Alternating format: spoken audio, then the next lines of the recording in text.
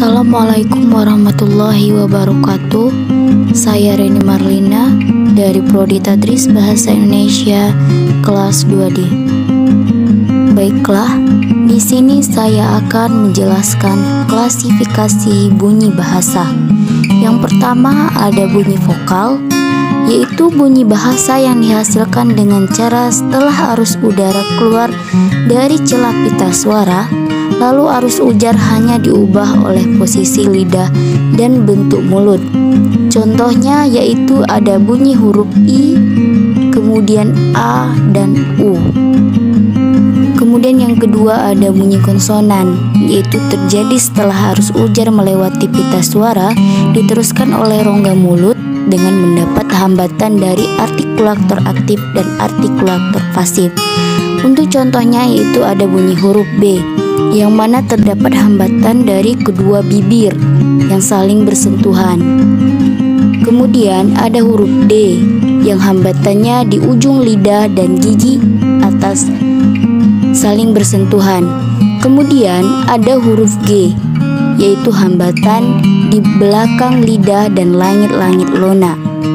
Kemudian yang ketiga ada bunyi semivokal yang proses pembentukannya mula-mula secara vokal lalu diakhiri secara konsonan. Contoh yaitu ada bunyi huruf W dan Y. Kemudian yang keempat ada bunyi oral dan bunyi nasal. Kedua bunyi ini dibedakan berdasarkan keluarnya arus ujar. Bila arus ujar melalui rongga mulut maka disebut bunyi oral. Apabila keluar melalui rongga hidung disebut bunyi nasal. Untuk contohnya yaitu bunyi huruf M dan N. Yang kelima yaitu ada bunyi panjang dan bunyi pendek. Pembeda kedua bunyi ini didasarkan pada lama dan tidaknya bunyi itu diartikulasikan.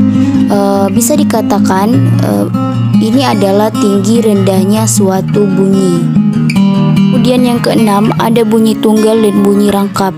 Bunyi rangkap yaitu vokal disebut diftong dan bunyi tunggal vokal disebut monoftong. Contoh bunyi rangkap vokal yaitu ada A dan I. Untuk contohnya yaitu lantai dan cerai.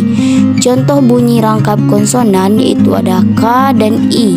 Contohnya yaitu ada klasik dan klitika. Yang ketujuh yaitu ada bunyi agresif dan bunyi ingresif. Pembedanya adalah bila arus udara datang dari dalam seperti paru-paru maka disebut bunyi agresif. Bila datangnya dari luar maka disebut ingresif. Contohnya yaitu ada P, T, K, S yang terdapat dalam contoh bunyi India dan Afrika. Kemudian yang kedelapan ada gemina dan homorgan.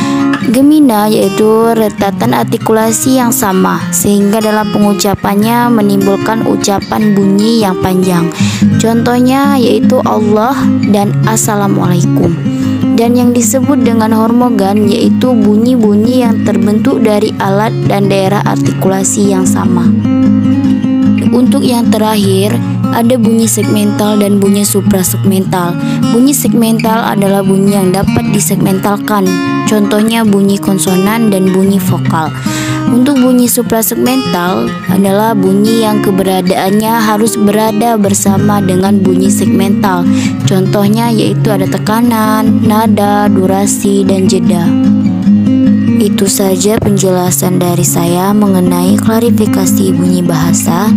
Semoga bermanfaat bagi kita semuanya. Lebih dan kurang saya mohon maaf. Terima kasih. Wassalamualaikum warahmatullahi wabarakatuh.